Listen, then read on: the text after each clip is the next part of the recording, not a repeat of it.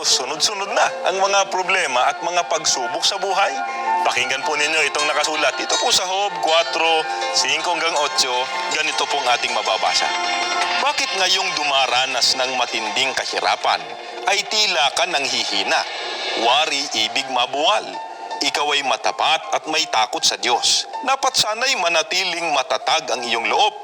Isip-isipin mo, sinong tapat ang nasawi at sino ang matuwid na hindi niya kinandili?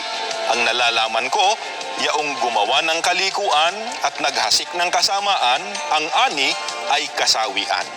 Nawa po ang mga kalooban ng Panginoon Diyos ang patuloy na magbigay inspirasyon sa atin upang lalong maitaguyod natin ang ating buhay.